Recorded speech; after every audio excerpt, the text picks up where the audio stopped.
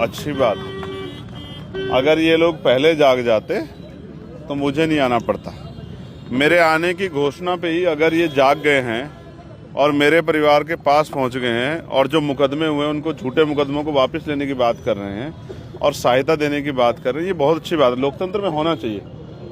तो इस आधार पे तो मुझे हर उस जगह जाना चाहिए जहाँ अन्याय हो रहा है। तो कम से कम ये जागेंगे तो जो सत्ता में लोग बैठे। मैं तो अपने परिवार की इसलिए, क्योंकि जब मैंने उनसे बात की थी और मैं टिहरी था, दूसरे प्रदेश में लड़ रहा था जहाँ हत्या हुई थी केतन की, तो मुझे महसूस हुआ उनकी बातों से। उन्होंने मुझसे एक ही बात कही कि भैया जब तक आप नहीं आओगे न्याय नहीं मिलेगा।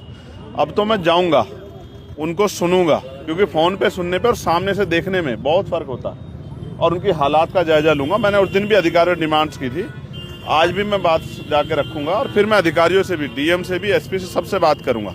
और मुझे उम्मीद है कि आज हम उस परिवार की जो परेशानियां उसको हल करने में एक बड़ा ठोस कदम जो है हम उठा पाएंगे। अच्छा, जिस तरह देखा जाए अयोध्या में चढ़ावा चोरी का प्रकरण बड़ा तूल पकड़ा, उसको कई तरह के सवाल उठ रहे हैं, उसको किस तरह से देख रहे हैं आप? मैं मीडिया के भाइयों से कहूंगा कि वो दिल पे हाथ रख के सच बोले।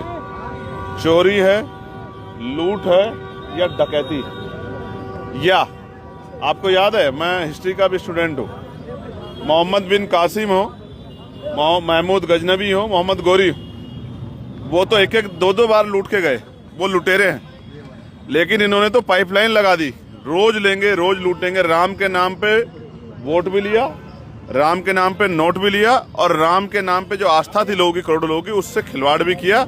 और आज एक दूसरे को बचाने के लिए कोई इस्तीफा दे रहा है, कोई एसआईटी की जांच पे। ना मुझे एसआईटी की जांच पे भरोसा है, क्योंकि एसआईटी तो यूपी सरकार के अधीन है।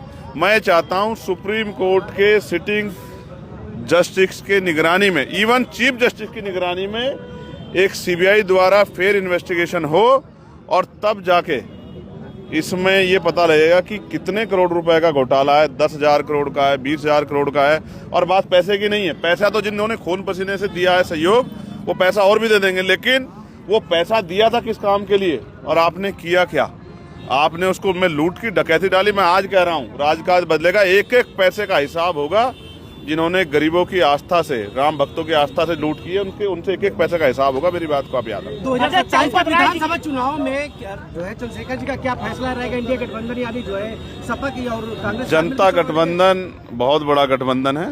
जनता ही बनाती है, जनता ने पिछली बनाई थी, उन्होंने जनता के अधिकारों को कुचल दिया। आज बताओ, कोई कर्मचारी एक विभाग बता दो जो खुश हो, चाहे टीचर्स हो। और मैं कह रहा हूँ, ये पुलिस के भाई खड़े हैं, आज आपके कैमरे पे कह रहा हूँ, ऐतिहासिक परिवर्तन करेंगे। आरक्षी और मुख्य आरक्षी को जिले में तबादला, जिले में रखेंगे पोस्टिंग उसकी, उसको बॉर्डर स्कीम्स का नुकसान नहीं उठाने देंगे। और 8 घंटे की ड्यूटी, साप्ताहिक छुट्टी, और प्रमोशन में रिजर्वेशन से लेके तमाम वो सुविधाएं जो उनका हक बैठता है। पुरानी पेंशन बहाल करेंगे, और नौजवानों के लिए रोजगार, ग्रामीण क्षेत्रों में उद्योग धंधे लगा के, महिलाओं के लिए ग्रामीण क्षेत्रों में रोजगार, और कक्षा 1 से 12 तक की पढ़ाई मुफ्त, और शराब बंदी करेंगे। मैं आपको आज इस बात को आश्वस्त कर रहा हूं। आपकी पार्टी क्या जो है यूपी में चुनाव, पूरे यूपी में लड़ेगी, हर सभी जनपदों में? देखो, मैं तो छोटा सा कार्यकर्ता हूं। जो पार्टी का आदेश होगा स्टेट की लीडरशिप का, हम लोग उसको पालन करेंगे। जैसे आप और मैं एक जैसे ही तो हैं भाई। ऊपर से कोई सवाल आता है तो उसका जवाब मांगते नेताओं से। तो जो पार्टी के ऊपर के नेताओं का आदेश होगा, कोर कमेटी का, स्टेट का, हम लोग उसका पालन करेंगे। हमारा जिला अध्यक्ष भी हमारा नेता है। गठबंधन कोई बात चल रही किसी पार्टी से आपकी 2027 के लिए? हमने किसी को ना नहीं किया बीजेपी को छोड़ के, क्योंकि वैचारिक विरोध है। जो राम के नाम पे लूट कर रहे हैं उनसे तो नहीं मिल सकते। लेकिन मैं फिर आपसे कह रहा हूँ, ये जो तय करेगी कोर कमेटी तय करेगी, हम तो वर्कर हैं। जो पार्टी का आदेश होगा उसको आप